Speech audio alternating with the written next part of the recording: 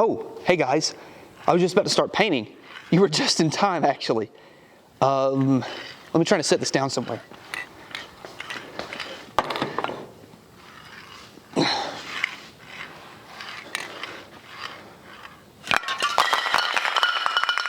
Today, we are doing a lot of work because the engine bay is disgusting. All the suspension work is disgusting. The engine itself, disgusting. Classic G-Body Garage connected us with Duplicolor to make sure our engine looks nice. And on top of that, we're going to be using Poppy's Patina to make sure all the suspension underneath looks good. And we're going to be prepping the engine bay because we don't need a nasty engine bay for a beautiful looking engine. So many cans of paint are going to be applied to this 58 Plymouth today. Now on top of that, we want to make sure this thing looks good, performs good, and does the part. We have some bushings that need to be replaced, some suspension work that needs to be done, but we're going to do it. At the end of the video, my goal is to get this car to the point where we can drop it on the ground and finally say, engine's ready to go in. That's the purpose. Now the whole thing about this car is that it's a roadsteration. If you've ordered a sticker already from me, just know if you haven't received it yet, it's because we sold out. You guys bought way more than I anticipated, so I had to go and order more. So if you haven't received it yet, don't worry, they're still coming in. And if you haven't ordered one yet, make sure you go down to the link below because there's plenty more in stock that are coming in. They should be done this week. Thank you guys for the support because all the money that you spend on those goes directly back into the roadsteration of this 58 Plymouth. We're not restoring the car, we're putting it on the road. And exactly what this 58 Plymouth is going to be doing. And its first road trip is to go to Holley Party. So if you are attending that, make sure you come find me, come find the Plymouth. No matter if it runs or not, it's going to be there.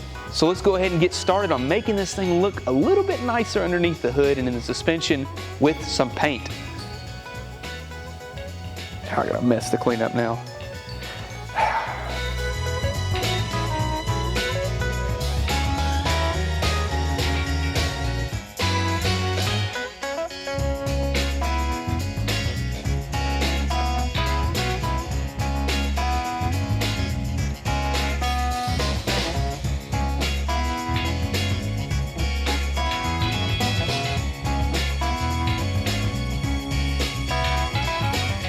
This whole deal is going to be a process because this engine bay is kind of nasty, but we can fix that. We can make it better. We're going to start off with this. This is just a little buffing wheel that goes on a drill. It's meant to strip paint and rust.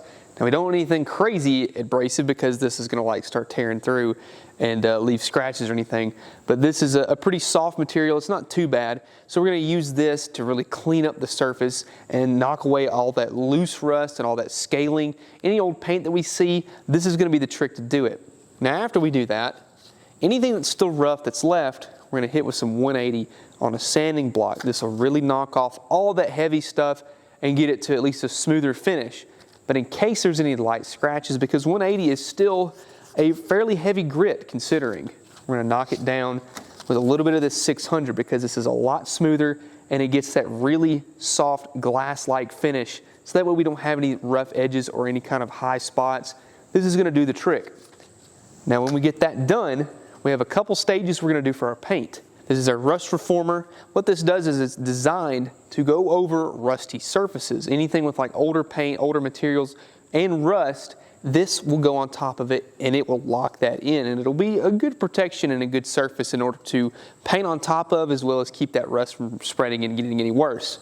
Now after we do that, we let it dry for 24 hours and we will hit it with this acrylic enamel flat black. This stuff is automotive quality. It's meant for stuff exactly like we're doing with because it'll leave a nice hard exterior shell and be scratch resistant, rust proof, and look good in the process in my opinion. The flat black will kind of hide those imperfections and make it to where it's not as obvious that this car is, not so perfect. I mean, we're not striving for perfect here, we're just striving for an improvement. An improvement is basically the whole key of the roadsteration process.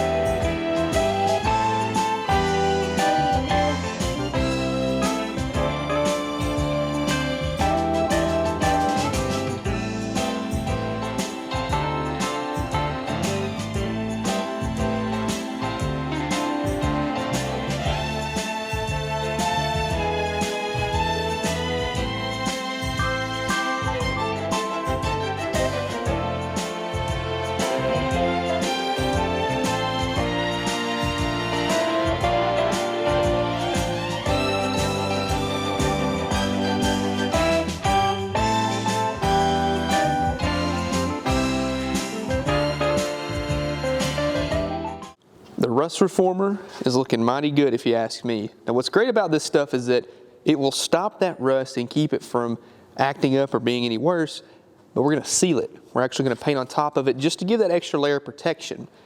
But that looks much better than what we started out with earlier. All right, that's our first coat of that flat black done. And I gotta admit, it looks pretty good. That acrylic enamel is gonna hold up and be very strong. It's an automotive finish, so I really think it's gonna look good.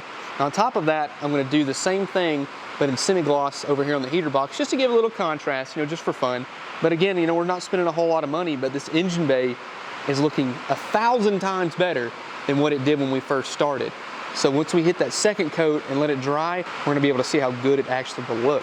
I still have to do down here on the inner fenders and the frame rails because I hadn't finished all that. Ran out of paint, so we're gonna go get some more, finish it up. But while we let this dry, I figured we could go ahead and do the inner fenders. If you've watched the channel for a while, you know that I love Poppy's Patina. They make some awesome clear coat for these cars. But what's really cool is that they also make chassis armor. Now what this is for is to coat maybe like a rust surface that's like an old suspension part, like leaf springs, control arms, inner fenders, like we're about to use it for. And it takes that rust, converts it, locks it, and prevents rust from ever occurring again. And it turns in like this super hard coating that will lock it in and be super like scratch resistant, ding resistant, dent resistant, all that good stuff, because your suspension is going to go through a lot underneath the car. That's where a lot of the dirt and grime and mud and water hits the most, and this chassis armor is going to protect that. So I'm going to use this on the inner fenders, all the control arms, and eventually we'll move to the rear suspension and do that. But today we're going to do the inner fenders with this. It's a gloss black, it'll look nice and pretty, and once it's on, it's done. And you can paint on top of this if you want to, but you don't have to. This stuff looks great out of the can, so let's go ahead and start working on our car.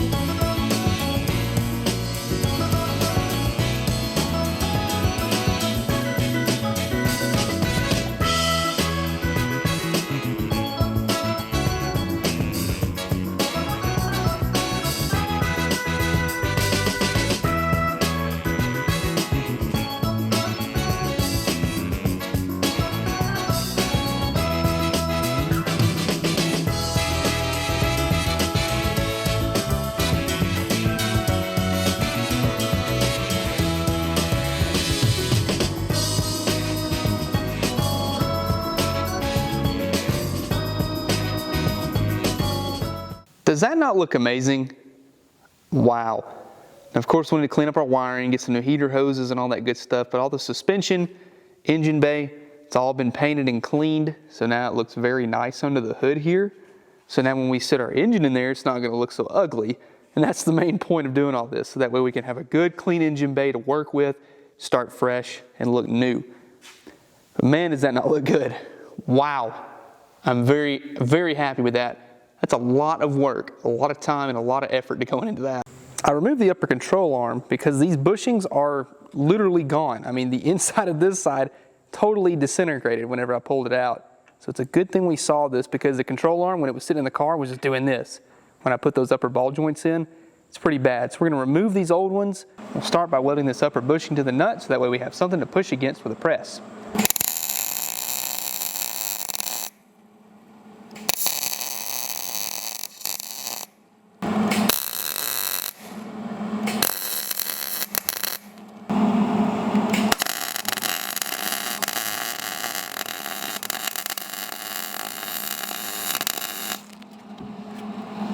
We have a situation here with a wooden block and some steering coupler I found in the floor, but it's gonna work. We've got our upper control arm sitting in the press. These bushings are from PST. They're really good quality. I really like them. I've used them on a lot of vehicles. They're kind of expensive on this car, but I mean, that's just what you gotta do. When you don't have anything at all, you just gotta make it work. Hit it with a little bit of the PB blaster, help it along, and then we'll press it in.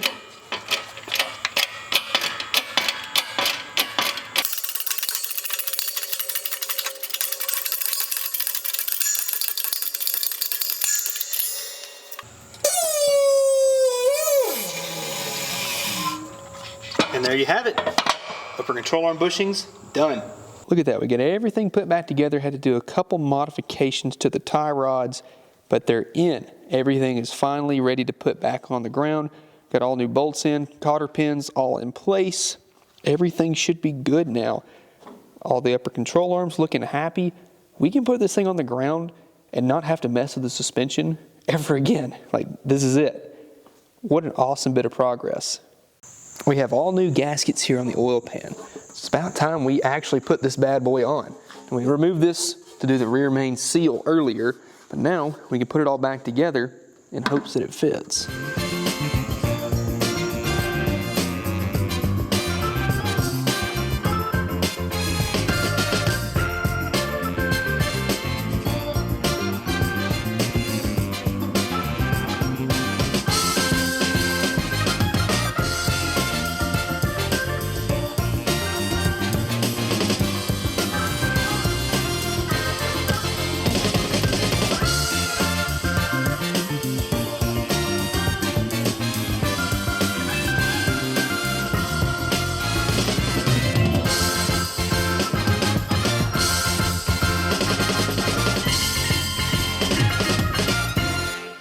The engine's getting closer and closer to be ready to put in the car. Now, I put the heads on, they have to be torqued down. I've sanded the engine. You saw me sand that because the most important part of putting an engine together is to make it look good. And the best way to make it look good is with some paint. And that's exactly what Duplicolor is here to do. Now, this engine was previously painted with like a Chrysler red and Duplicolor, but I'm going to actually change it up. Now, this engine is not what would originally come in our 58 Plymouth, but from what I can tell, in 1958, if you ordered the Poly 318, which is like the early predecessor to this engine here, it would have come in silver. So that's exactly what we're going to do. I've got primer here so that we have good adhesion, and I've got cast coat aluminum. That's about as close to silver as I could find, and I think it's going to look pretty good. I did a couple test shots just to see how it would hold up. So I don't know what this blue is on this intake. I know I've set it on here, but I'm going to do it separately because I don't know what type of paint they used. So I'd really want to sand it down and make sure it's actually good. On the other hand, though, the engine I know was used with Duplicolor, so I just roughed it up a little bit just to make sure it adheres properly. So we're going to torque the heads down, get everything ready to go, tape off what we don't want painted, and then we are going to go with it.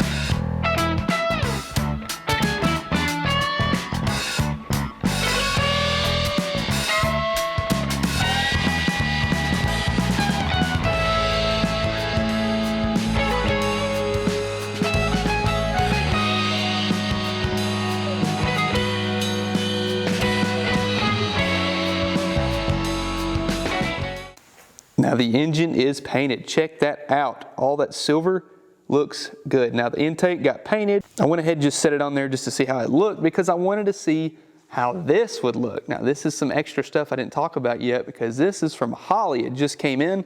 They wanted to make sure that the car actually ran and made it properly to mow party. And what's fun is what's underneath here. One of the key ingredients to making a good car run is a good carburetor.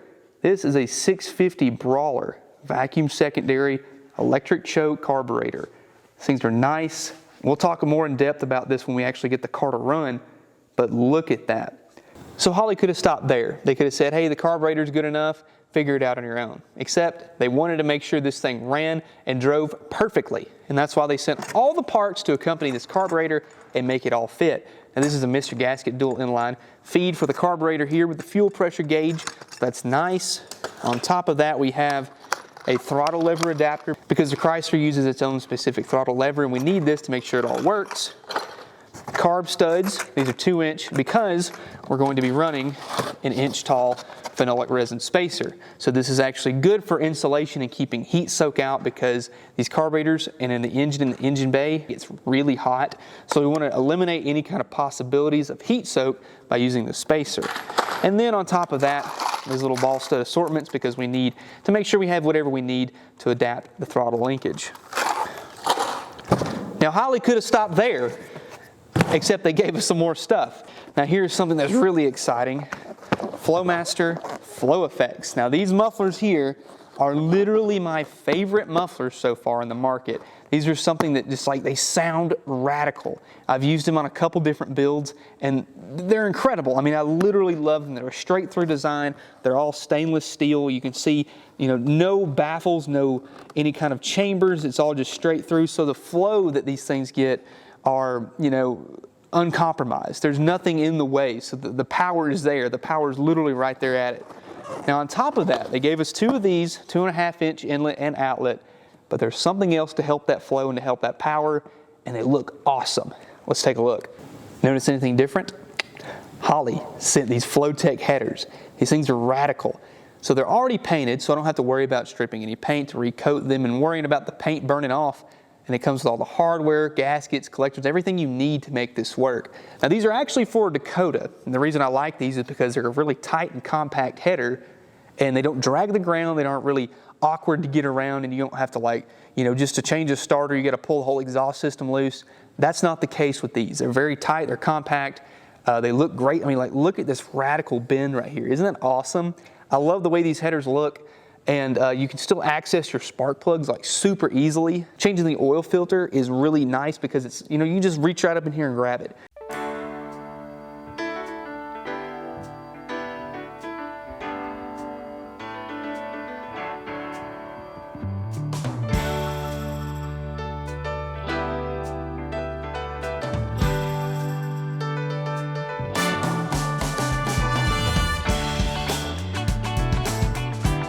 And to make sure it all works, we drop the test engine back in for the last time, just to see if they fit.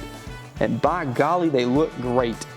There's a lot of clearance. The steering box is way out of the way, so these are gonna fit perfectly fine. I'm excited about that because they look radical. And as soon as we get the engine in, they're gonna look great. The only side that's a little close is right here. Get kind of close to that upper control arm.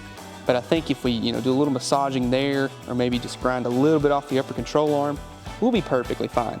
There's nothing that's gonna be wrong with that. I think those look fantastic. I'm excited about that. The other reason the headers are in is to test out this brake booster master cylinder combo. I took this off of my Charger because I wanted to simplify it, and I went with a manual brake setup on it. But I think I can reutilize this here. It's just sitting in line. I think we actually can lift it up if we need to. But look how much clearance we have at the bottom of that adjustment. That header tube does kind of whoop up and go around and about, but I think we can make that work. So now that we have everything kind of mocked up, this is why we're doing this. We got to make sure, because none of this stuff is meant to be in this car, but we're making it work. So all this is going to work out, and then we might have power brakes. If not, we'll remove the booster and just go with a manual setup. The big props to Flowtech and Holley for making a great product. You know, they're actually meant for specific trucks, but it turns out they work on quite a few applications, so I really like them. And they just look cool. Have I said that already? They look radical? Yeah, I think I have.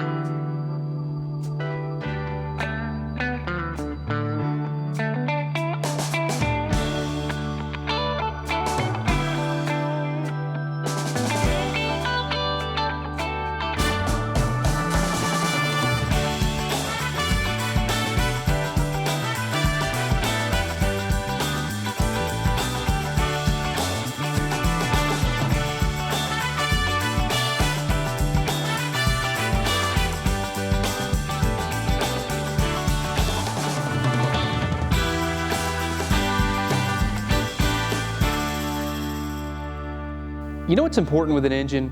Oil. Lubrication is key when it comes to braking in this cam. This is a Comp XE268. We just dropped in the lifters, push rods, and the rocker arms because we're going to prime the oil system. Now what we have here is a drill attached to this priming rod. It goes all the way down into the oil pump. We remove the oil pump drive gear, and what we'll do is we'll spin this in the same direction that the cam rotates, and rotates that drive gear so that way we can engage the oil pump. And the reason we're going to do this is because the camshaft is the last thing that gets oiled on this engine. What it has to do is oil from the bottom through the cam bearings up through the block into the rocker shaft, which then in turn feeds all the valve springs, and then all that runs back onto the cam. So it has a long way to go before it even touches that. So if we fired this thing up bone dry with no circulation ahead of time, the cam's gonna be the last thing. And that's really the most important part of this break-in, because we need to make sure that it has proper oil lubrication.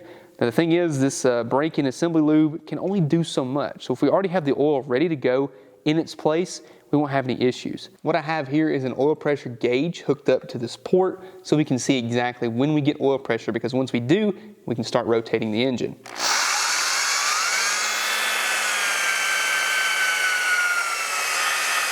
Could you hear the drill actually doing that? That was not me changing the load, but the oil pressure actually putting a load on the drill itself. So what were we getting here? Oh yeah. Yeah, we're good. Oop, there's one side. So I don't know if you just saw that, but this is why this cardboard is here, because all that just shot everywhere. If we didn't have that in place, that'd be running all on the floor, and especially me. So let's keep on rotating.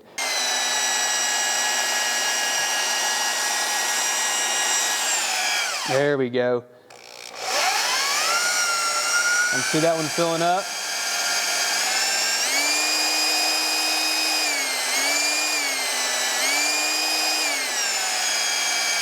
Nice.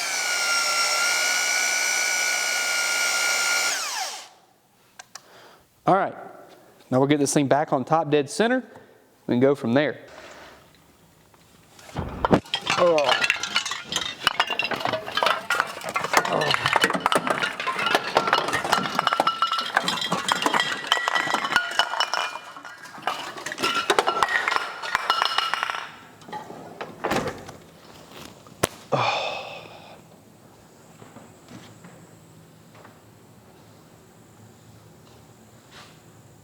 That was a lot of work.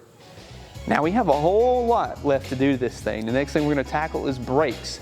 We gotta run some brake lines, mount the brake booster and a master cylinder before we can even put the engine in. Now if you wanna see all that, make sure you subscribe, turn on the notifications, hit that like button if you like this video, so you don't miss any more of this roadstoration on this 1958 Plymouth. On top of that, I will be at Holley Party, September 16th through 18th. Don't miss it, because I will be there with this car no matter what. If it doesn't make it, it's gonna be pushed there, I promise you that. Thank you, Poppy's Patina. Thank you, Duplicolor. Thank you, Holley, for helping out on this video. But most importantly, thank you for watching. Because without you, none of this would be possible. Roadstorations would not be possible. This entire place would not be possible without you guys watching. So I greatly appreciate your support and you guys continually watching. Now, if you want to support the channel, Roadstoration stickers down in the link below. I did mention that we sold out, but we have more on the way. So don't worry about that. Thank you guys again for being the best audience I could ever ask for. And it's awesome. This is gonna be great. Thank you guys, I'll see you in the next one.